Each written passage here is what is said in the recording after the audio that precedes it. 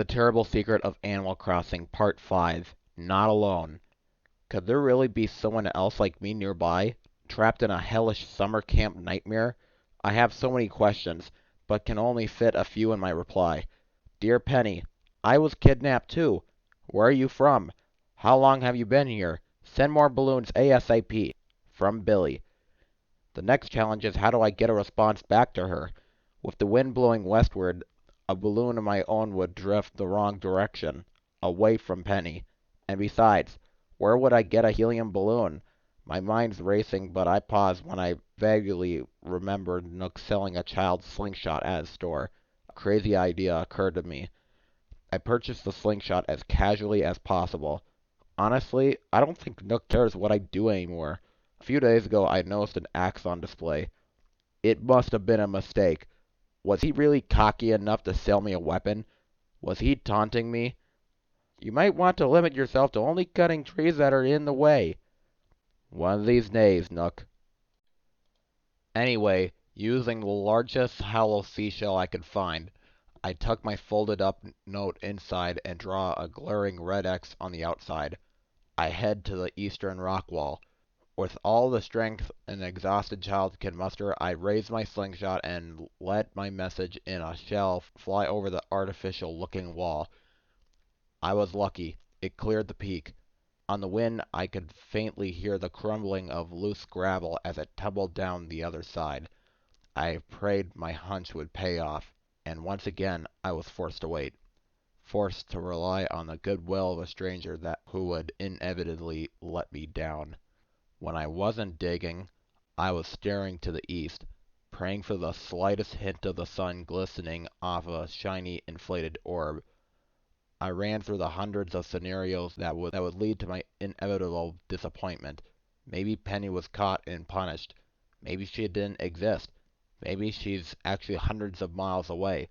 Maybe she never found my letter. For all I know, it could be sitting on an empty plot of dirt, never to be seen again. The chance that she'd find it and send another balloon message was 1 in a million. And today I won the lottery. I ran like a starving lioness chasing a gazelle. With my free time, I had been practicing my slingshot skills, and now I was a crack shot. In just 2 swings, the package came tumbling down. I scooped it up giddily and snuck back to my house, tearing into the wrapping with the closest thing to unbridled joy I had felt since I got here. It was like Christmas Day for POWs. Dear Billy, OMG, I can't believe it. I am so happy. We have to keep writing. I've been alone for so long. This time she had sent me a bottle filled with dirt along with her letter. Over time I came to realize that the items in the box were meaningless. All they did was weigh down the helium balloon enough so they wouldn't float off into the sun. The letters were the real treasure. In the next few weeks, Penny and I wrote each other in this way constantly and only operated at night. She told me she had used to send messages out on the ocean in bottles, but she had got caught and punished severely. For her birthday, her residents offered to get her one present of her choice, and she said that all she really wanted was one balloon every day until her next birthday to lift her spirits. She's a clever girl. We started getting into the details of each other's lives. What was the same and what was different. We both had freaky animal-like residents that would move in and leave at seemingly random times. We both had the same buildings. To my surprise and creeping horror, both of our towns were run by a raccoon calling himself Tom Nook, though Penny tells me he used to be there every day and now she'd only see him once a week, at best. We discussed the details of our maps. They sound very similar, so I asked her to send me a drawing of her own in the next letter. While I waited, I drew out a map of my own to send back. Though I had long ago become jaded by fucked up events in this camp, I have to admit, my stomach twisted when I finally saw her response. Except for a few tiny differences, it was almost identical to my map. Horror began to slink back into my addled brain as a few puzzle pieces came together. I wrote back to Penny that night. Dear Penny, I think there might be more of us out there. A lot more. We have to find out. From Billy. Between Penny and myself, We got to work, slowly sending messages blindly in every direction with notes asking to spread the word. I borrowed some of her balloons and set them adrift in different directions. To equal delight and disgust, we started getting responses from every side.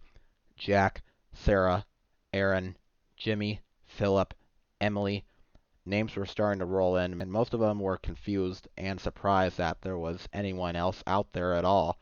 Some were just a few weeks into their ordeal. Some have been captives for years. All of them were scared. I started receiving balloon packages at an alarming rate. I began to worry that someone would notice. We requested maps from our new friends in an attempt to figure out where we were or a way to escape.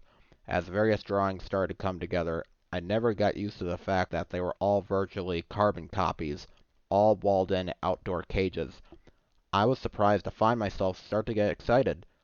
Maybe between all of us we can do it. Maybe we can escape from this hell. But something was bothering me logistically. Something didn't make sense about these maps. I decided to conduct an experiment. I had borrowed a lot of blank patterns from our seamstress, who was starting to get a little suspicious of my newfound interest in fashion design. On each square, I began piecing together the maps I had gotten, drawing in the locations as closely as I could figure.